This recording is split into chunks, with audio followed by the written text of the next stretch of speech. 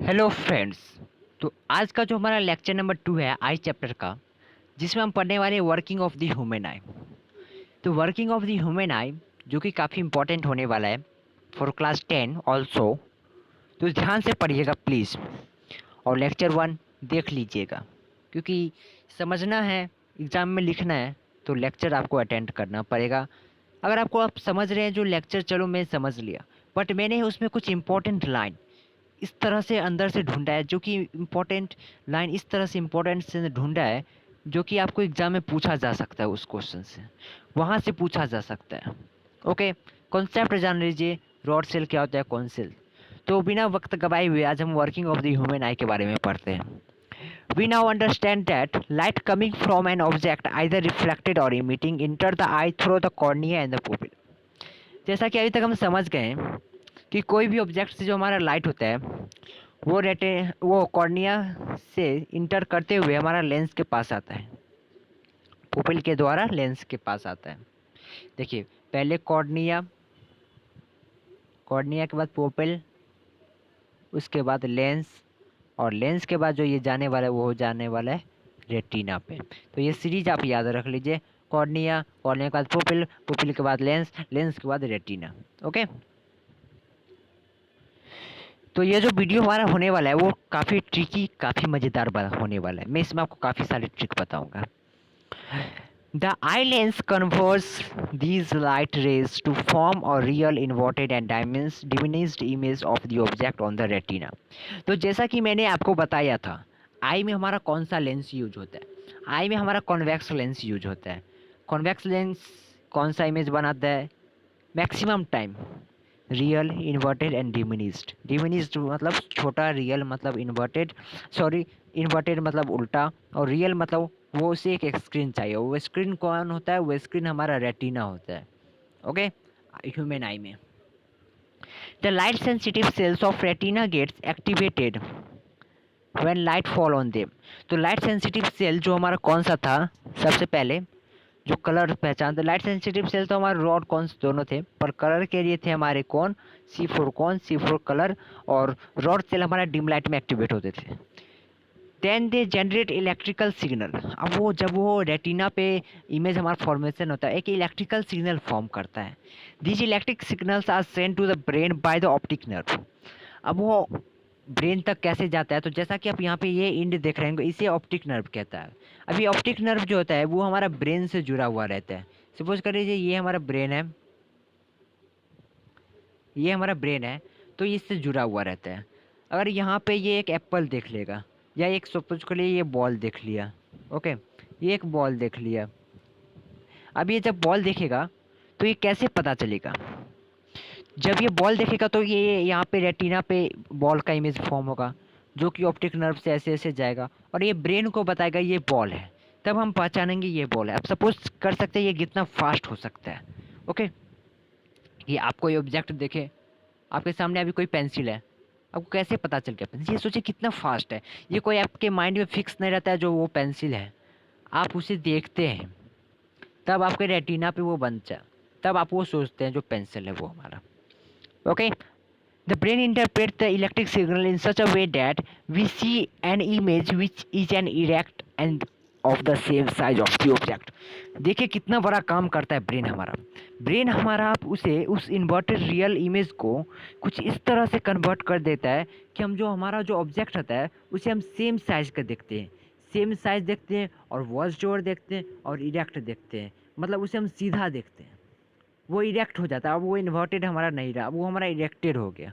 Okay, virtual नहीं कह सकता मैं, इरेक्ट और सेम साइज का कर देता है ब्रेन का। हमारा ये कितना बड़ा फंक्शन है, तो काफ़ी इंपॉर्टेंट लाइन है ये हमारा, प्लीज़ आप इसे नोट कर लीजिए, द ब्रेन से लेके द ऑब्जेक्ट तक। The image formed on the retina of the eye does not fade away instantly.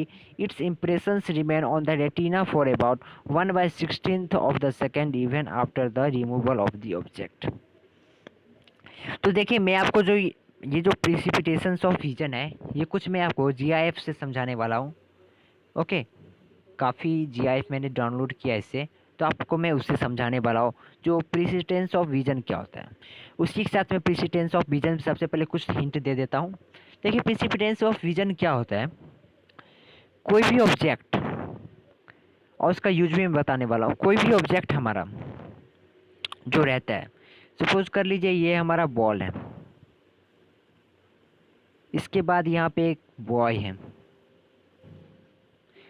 Okay, ये बॉल उठाई हुई है, ये बॉल उठाया नहीं हुआ है, आपको सिर्फ यहाँ पे बॉल दिखाया गया है, आपने बॉल देख लिया, फिर इस इमेज को इतना फास्ट रिमूव करेगा। सपोज कर लीजिए यहाँ पे बताया गया है 1 सेकेंड को 16 से डिवाइड किया गया है, देखिए 1 सेकेंड को 16 से डिवाइड किया गया है, ओके, इतना जल्दी रिमूव कर देगा, आपके दिमाग में वो बॉल रहेगा ही, आपके दिमाग में पता रहेगा, आपने यहाँ बॉल देखा, इस बॉल को रिमूव कर दिया गया, लेकिन आपके दिमाग में बॉल रहेगा ही, तभी आप दूसरा ऑब्जेक्ट देखते हैं बॉल। ये इतना इंटर रिलेटेड हो जाता है, इतना इंटर रिलेटेड हो जाता है कि आपको एक सीरीज दिखने लगता है। चलिए मैं आपको बहुत ही अच्छे से बताने वाला हूँ आगे, रुक जाइए 1 मिनट। देखिए यहाँ पे जो है हमारा ये एक वर्ड साल है, और यहाँ पे तो देखिए यहाँ पे ये जो है हमारा इतना स्पीड में घुमा रहा है कि एक हमें वर्ड, देखिए वर्ड यहाँ पे क्या लिखा गया है, कुछ कुछ लिख दिया है, बट जब इतना कुछ कुछ नहीं लिखा है, वो एक सीरीज ही बनाया है, पर अभी जब आप उसे देखिएगा तब आपको लगेगा क्या ये कुछ कुछ आपको वर्ड मीनिंग नहीं बनेगा, पर इतना स्पीड वो घुमा रहा है कि यहाँ से आप देख सकते हैं वहाँ पे क्या आपको दिखने में मिल रहा होगा M wizard world, mister wizard world. तो इसी को कहते हैं प्रिसिपिटेशन ऑफ विजन। देखिए आगे मैं भी समझाता हूँ। अब यहाँ पे जो आप इस घोड़े को देख रहे होंगे, ये इतने सारे इमेज को बनाया गया है, कुछ किया नहीं गया है, ये एक इमेज लिया, एक ये इमेज लिया, इतने सारे इमेज को लिया, फिर उसको इतना स्पीड में उसको घुमा, इतना स्पीड में उसको रोटेट कर रहा है, घुमा रहा है, इतना स्पीड में उसको चेंज कर रहा है कि आपको ये घोड़ा दौड़ते हुए दिख रहा है। क्या ये आपको दौड़ते हुए दिख रहा है ना? इसी को कहते हैं प्रिसिपिटेशंस ऑफ विजन, जो कि आपको टीवी, कार्टून एक्सेट्रा में यूज़ किए जाते हैं। वो एक सारे सब पिक्चर बनाए जाते हैं, उसे इतने स्पीड करते हैं जो आपको एक सीरीज में दिखते हैं, जो वो आदमी हमारा चल रहा है। देखिए आपको यहाँ पे लग रहा होगा घोड़ा हमारा चल रहा है, पर यहाँ पे घोड़ा चल नहीं रहा है, यहाँ पे बस हम इस फोटो को चेंज कर रहे हैं। पहले ये फोटो है, ये फोटो है, ये फोटो है, ये फोटो है, इस फोटो को हम ओनली चेंज कर रहे हैं। तो और मैं आपको अभी और समझाने वाला हूँ। देखिए यहाँ पे क्या कहा गया है, एक कॉइन लिया गया है, कॉइन लिया गया है एक शेप बनाने के लिए, कॉइन का शेप बनाने के लिए कार्डबोर्ड का। इस कार्डबोर्ड पे एक तरफ पिंजरा बना दिया, दूसरा तरफ हमारा चिड़िया बना दिया, दोनों तरफ एक धागे से बांध दिया। अब इतने स्पीड उसको रोटेट कर रहा है कि आपको अब दिख रहा होगा कि ये जो पंछी जो है हमारा, ये पिंजरा में कैद है। आपको दिख रहा होगा ये पंछी हमारा पिंजरा में कैद है। तो ये सब किसके कारण? ये आपके आँख से देखिए कितना जल्दी 1 सेकंड में ये कितना बार रोटेट कर रहा होगा, जो आपको इतना स्पीड से ये एक इंटर रिलेटेड हो गया कि जो पंछी आपको पिंजरा में दिख रहा है। ये सबसे अच्छा समझिए। देखिए यहाँ पे एक स्टोरी टाइप का बताया गया है, ध्यान से देखिए।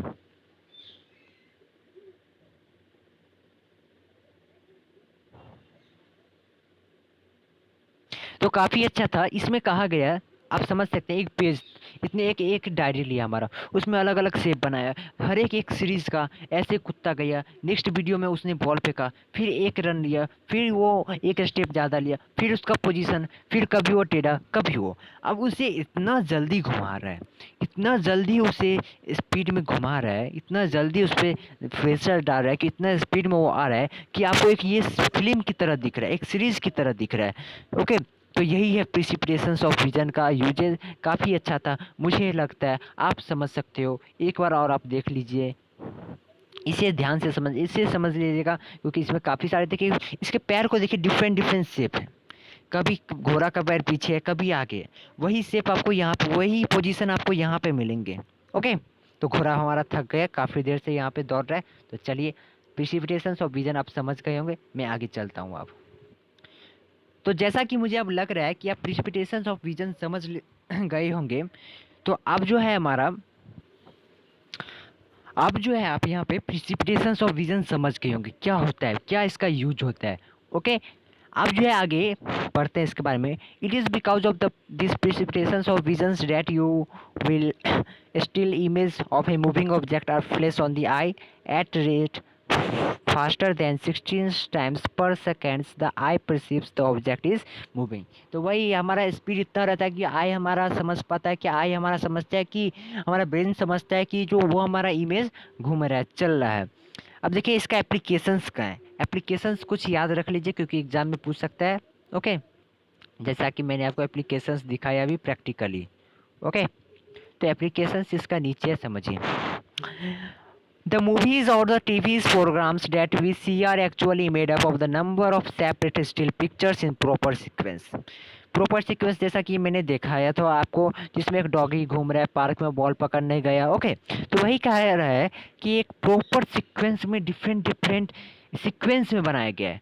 अगर यहाँ पे हाथ उठ रहा है तो यहाँ पे हाथ ऐसे हल्का डाउन हो रहा है, हल्का डाउन हो रहा है, फिर पूरा डाउन हो रहा है। ओके, एक प्रॉपर सीक्वेंस में बनाया गया है। It is the sequence of stills pictures take by a movie camera that is projected on the screens at the rate of the about 24 image और more per second। कम से कम एक second में 24 image, एक second में हमारा 24 image. Oh my God, तब तो आपको आप समझ सकते हैं जो पहले ही से एक सेकेंड हमारा कितना छोटा समय है, उसमें 24 इमेज आपको दिखाया जाएगा। तो बेहद सी बात है, आपको वह एक ही पिक्चर की जैसे दिखने वाला है। काफ़ी अच्छे से आपको समझना है precipitation of vision practically. The successive impressions of the image of the eye retina appear to blend or merge smoothly into one another. We therefore see a moving pictures. We make use of these principles in cinematography or motion pictures project. Okay? तो जो समझ गए होंगे आप, कुछ खास था नहीं। अब रेंज ऑफ विजन क्या होता है, कितने दूरी तक आप देख सकते हो, कितने कम दूरी तक आप देख सकते हो। Our eyes are such a wonderful optical instrument that they can see distant as well as a nearby object with almost the same clarity. This becomes possible because the of the ability of the our eye lens to adjust its shapes, curvatures and focal length with the help of ciliary muscles। तो ये सब possible कैसे है, ये हमारा lens जो है वो अपना शेप चेंज करता है, फोकल लेंथ चेंज करता है इन सभी के कारण। और ये सब कौन मदद करता है, ciliary muscles. Okay, with these muscles are relaxed the focal length is about 2.5 centimeter and object as infinity are sharp focus on the retina. When an object is brought to the closer's eye, the focal length of eye lens becomes shorter। तो जब हमारा object infinity पे रहता है, दूर रहता है, तब हमारा तब हमारा फोकल लेंथ बड़ा रहता है। जब ऑब्जेक्ट हमारा नियर बाय रहता है तब फोकल लेंथ हमारा छोटा रहता है। The eye does this because the lens image distance for the eye has to remain constant and equal the size of the eyeball. This special property of the human eye is called power of accommodation. तो power of accommodation process यह है हमारा, जिसमें हम हमारा जो आई का ये फैसिलिटी है, आई के पास वो कैरेक्टरिस्टिक्स है कि वह अपना फोकल लेंथ और आई लेंस का जो है पोजीशन चेंज कर सकता है और फोकल लेंथ बड़ा या छोटा कर सकता है। इसी को कहते हैं पावर ऑफ एकोमोडेशन, ताकि हम दूर वाले भी ऑब्जेक्ट को क्लैरिटी के साथ देख सके, जो पास वाला ऑब्जेक्ट भी है उसे हम क्लैरिटी के साथ देख सकें। Okay, the minimum distance eight which can be seen most distinctly without strain. तो सबसे कम दूरी वह कौन सा है, कितना है, जिस पे हम कोई भी ऑब्जेक्ट को बिना आंखों पे स्ट्रेस करके देख सकते हैं। उस सबसे पहले तो उसे कहते हैं least distance of distinct vision और near point of the eye. For a young adult with normal eye, this normal near point distance equal to 25 centimetre. तो एक स्वस्थ आदमी के लिए 25 सेंटीमीटर तक कम से कम देख सकता है। कम से कम मतलब कम से दूरी। एक ये आँख है, सपोज कर लीजिए ये 25 सेंटीमीटर है।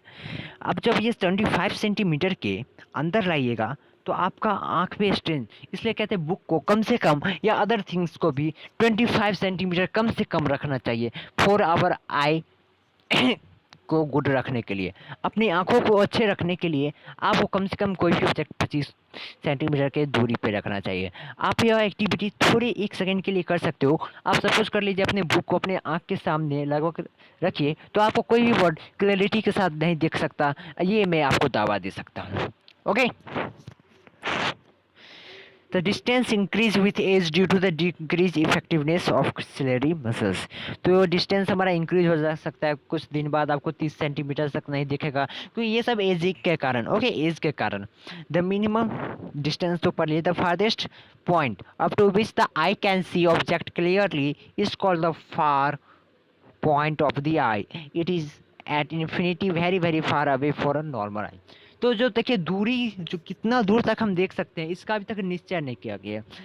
माना जाता है हम इन्फिनिटी तक देख सकते हैं, हम कोई तारा को भी देख सकते हैं, हम कुछ को भी देख सकते हैं। इसलिए जब भी हमारा आई का फारेस्ट पॉइंट, दूरी पॉइंट लिया जाता है, तब हम इन्फिनिटी लेते हैं। इन्फिनिटी का सिंबल ये होता है। The distance between the near point and the far point of the normal eye is called the range of vision. अब सपोज के लिए हमारा जो है नियर बाय क्षमता इतना है और ये तो इन्फिनिटी है, तो इस बीच के डिस्टेंस को हम कहते हैं power of range of vision. Okay, it is thus varies from 25 centimetre to infinity with a normal, for a normal eye. Okay, normal eye के लिए तो इस एक्टिविटी में वही बताया गया है कि हमारा 25 सेंटीमीटर से कम दूरी रहना चाहिए फॉर प्रॉपर विजुअल। ओके, अब डिफेक्ट ऑफ विजन क्या होता है? आंख में खराबी हो जाता है कि आप कोई आदमी को चश्मा देखिएगा पहनते, तो वो चश्मा क्यों पहनता है? उसको तो कोई फैशन नहीं होगा, फैशन तो चल रहा है आजकल, लेकिन सब फैशन के साथ नहीं पहनते हैं।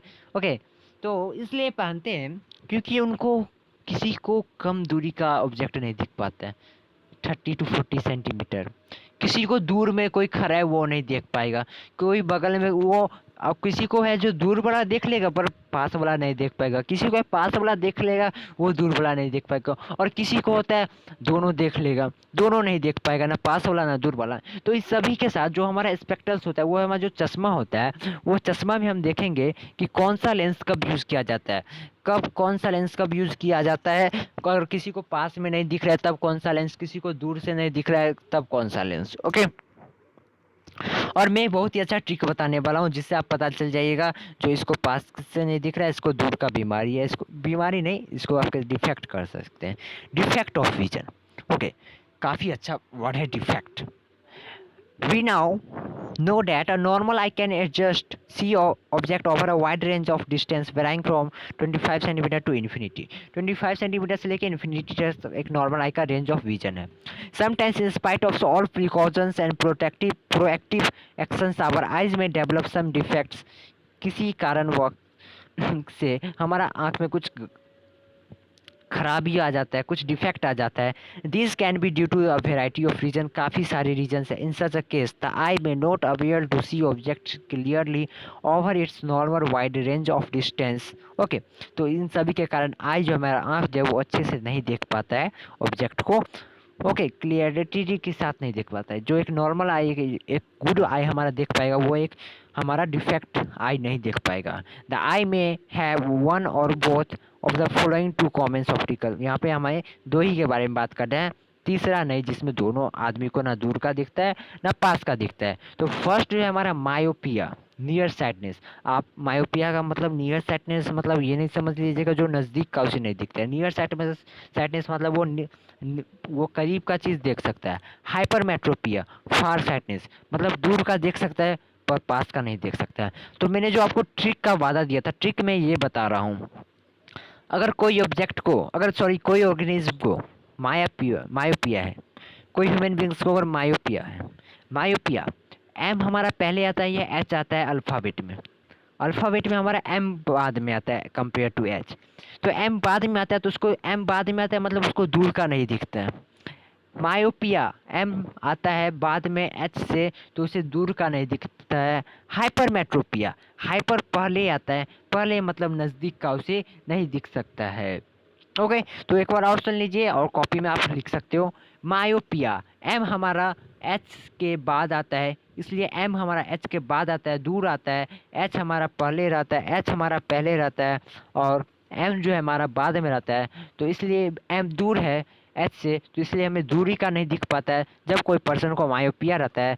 एच हमारा पहले है मतलब हाइपरमेट्रोपिया, हाइपरमेट्रोपिया मतलब उस पर्सन को करीब का चीज़ ठीक से क्लियरिटी के साथ नहीं दिख पाता है।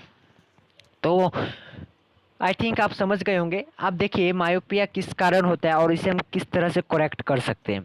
मायोपिया और near sightedness, Myopia is a defect of the eye due to which the eye is not aware to see the distance object clearly. पास की ऑब्जेक्ट सॉरी दूर की ऑब्जेक्ट को नहीं दिख पाता है ठीक से. In such an eye, the light ray from a distant object arriving the eye lens get converge at a point in front of the retina. This defect may arise due to the either exclusive curvature of the cornea, elongation of the eyeball. तो देखिए कि reason क्या है. First है exclusive curvature of the cornea. वो जो हमारा cornea देखिए, ये जो कॉर्निया हमारा ये था, तो ये कॉर्निया का कह रहा है एक्सक्लूसिव कर्वेचर, कुछ ज़्यादा ही बड़ा हो जाना. ओके. और दूसरा जो हमारा रीजन है, वो जो आई बॉल है हमारा, आई बॉल हमारा बड़ा हो जाना. सपोज कर लीजिए अगर मैं नॉर्मल है तो ये कुछ इस तरह से बड़ा हो जाएगा. तो बड़ा हो जाएगा तो फोकल लेंथ इसका छोटा हो जाएगा इसके पहले के कंपेयर में. तो छोटा हो जाएगा तो इस केस में होता क्या है, जो हम आगे पढ़ने वाले, रुक जाइए अभी मैं आपको नहीं बताने वाला. This defect can be corrected by using concave lens diverging lens of the appropriate focal length. देखिए मैं आपको फिगर के साथ बताता हूँ. यहाँ पे सपोज कर लीजिए ये हमारा ह्यूमन आई है. ओके. तो ये जो है इनलोंगेशन ऑफ आईबॉल में होता क्या है, सबसे पहले नॉर्मल के लिए जो हमारा होना चाहिए था, नॉर्मल के लिए अगर नॉर्मल आता तो ऑब्जेक्ट हमारा ऐसे आता, यहाँ पे कट करता, ये भी आता यहाँ पे और यहाँ पे, दोनों रेटिना पे इंटरसेक्ट करते. बट जब हमारा ये आईबॉल बड़ा हो जाता है तब होता क्या है हमारा, तब जो होता है हमारा आईबॉल बड़ा हो जाता है तो ये रेटिना से पहले ही इंटरसेक्ट कर जाते हैं. तो रेटिना से पहले इंटरसेक्ट कर जाएंगे तो यहाँ पे जो सेल है, रेटिना पे सेल था तब ना हमारा बताता वो, तब ना वो सिग्नल देता था ऑप्टिक नर्व के थ्रू ब्रेन को. बट यहाँ तो पहले ही बन रहा है तब तो ये तो सेल के पास पहुँच ही नहीं रहा है तो कोई सेंसेशन होगा ही नहीं. ओके. तो यही मेन बात होता है. अब देखिए कहा गया कि इसे ठीक कैसे किया जाता है. इसे कनकेव मिरर के द्वारा ठीक किया जाता है. अब कनकेव मिरर के द्वारा कैसे ठीक किया जाता है, तो ये कनकेव मिरर का जैसा कि हमने लाइट चैप्टर में पढ़ा था, उसका काम है डाइवर्ज करता है, लाइट को फैलाता है. और यहाँ पे जो है अब हमारा, देखिए मैं अच्छे से बता रहा हूँ, आप रुक जाइए, पहले ह्यूमन आई बना लेता हूँ. सपोज कर लीजिए प्लीज़ ह्यूमन आई है ये. देखिए तो उसके चश्मे में जो है हमारा कनकेव लेंस यूज़ किया जाता है. कनकेव लेंस का काम था क्या, जो हमारा कोई भी लाइट को, जैसे कोई लाइट इधर से आ रहा है तो उसको फेंक देगा इधर.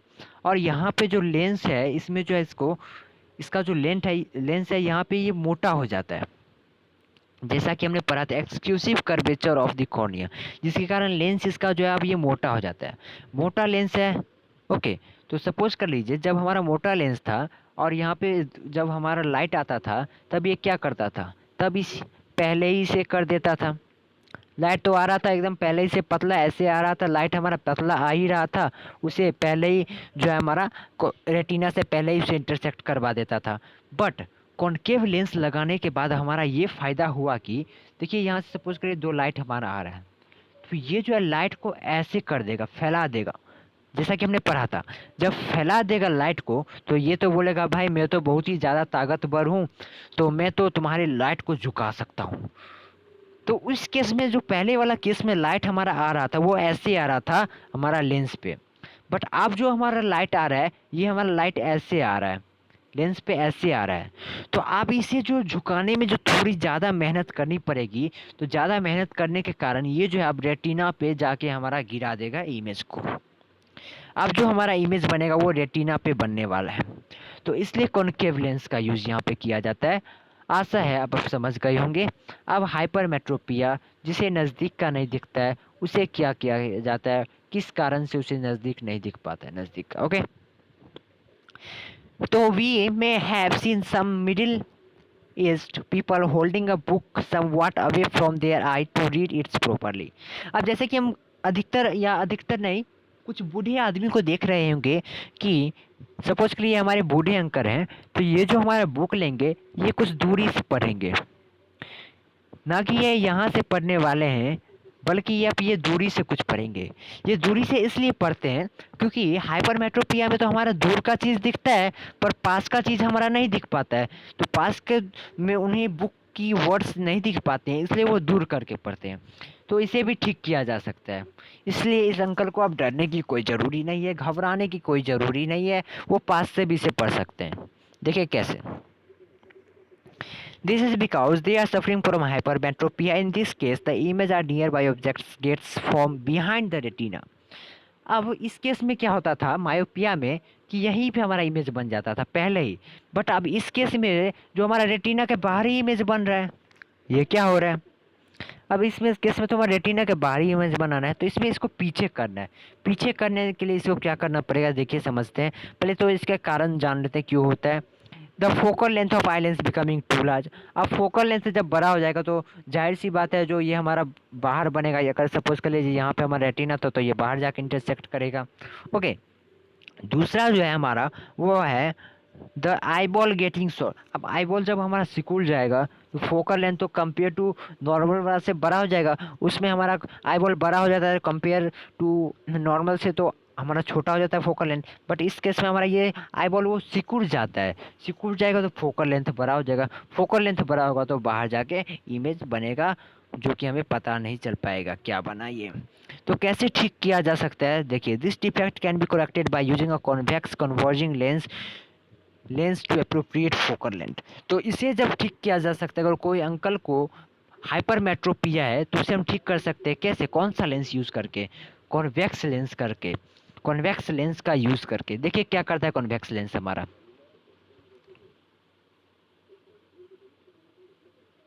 सपोज करिए ये हमारा लेंस है। अब इस केस में जो होता है हमारा लेंस वो मोटा हो जाता है। लेंस जब हमारा मोटा हो जाएगा तो उसके सामने एक पतला वाला लगाना है हमें, कॉन्वेक्स लेंस, ऐसे वो लाइट लाएगा। तो इसका तो पहले ही से काम था क्या, जो लाइट हमारा कन्वर्ज करता है। ओके, तो देखिए लाइट हमारा ये आया, यहाँ पे डाला, ये लाइट यहाँ पे थोड़ी हल उतना ज़्यादा नहीं रहता है, आया ऐसे, ये आया ऐसे, ऐसे आया। तो अब तो इसे इसे बनाने में, इसे रेटिना पे इमेज बनाने में काफ़ी ज़्यादा मेहनत नहीं करना पड़ेगा, क्योंकि पहले इसके पास झुका आ रहा है, तो झुकाएगा तो बन जाएगा रेटिना पे हमारा इमेज। ओके, तो रेटिना पे इमेज बन जाएगा तो ऑब्जेक्ट को हम पहचान पाएंगे कि कौन सा ऑब्जेक्ट है, वर्ड को हम देख पाएंगे। तो यही सब कुछ बातें हैं, आप इस फिगर के जरिए भी समझ सकते हो। Sometimes during old age, the eye lens of some peoples become hazy और uneven opaque। तो जैसे ही बूढ़ा हो, कुछ कुछ, सभी नहीं, कुछ पर्सन्स को जो उनका आई जो है, आई लेंस वो खराब हो जाता है। ओके, खराब हो जाता है, उसमें धुंधलापन आ जाता है। This happens because of the development of a membrane over it. अब ये क्या होता, क्यों होता हो जाता है ऐसा, क्यों हमारा आई लेंस खराब हो जाता है, तो वो जो होता है उस पर मेम्ब्रेन जो है वो कुछ बन जाते हैं, कुछ मेम्ब्रेन्स फॉर्म करने लगते हैं। When this happen the person is said to be cataract. तो इस बीमारी को, इसे हम कैटरेक्ट कहेंगे। Okay, this lead to the decrease और loss of the visions of the eye. इसके कारण जो है हमारा आदमी देख नहीं पाएगा अच्छे से, एक मनुष्य अच्छे से नहीं देख पाएगा। It is possible to restore visions in such a case. This is done by replacement of the opaque lens with a new artificial lens. तो इसमें करना पड़ेगा क्या, उस लेंस की जगह, उस लेंस की जगह, उस आँख में जो हमारा लेंस रहेगा उसके जगह हमें एक आर्टिफिशियल लेंस यूज़ करना पड़ेगा। एक आर्टिफिशियल, ये तो हमारा नेचुरल था जो कि हमारा बेकार हो गया। अब हम यहाँ पे आर्टिफिशियल यूज करेंगे for clarity visual. Okay, clear देखने के लिए। तो इसी के साथ हमारा ये टॉपिक ख़त्म होता है। अब है हमारा केयर ऑफ द आइज़। तो केयर ऑफ द आइज़ उसके बाद कुछ खास है नहीं, तो इसे हम नेक्स्ट वीडियो में पढ़ने वाले हैं, केयर ऑफ द आइज़ के बारे में। Thank you very much.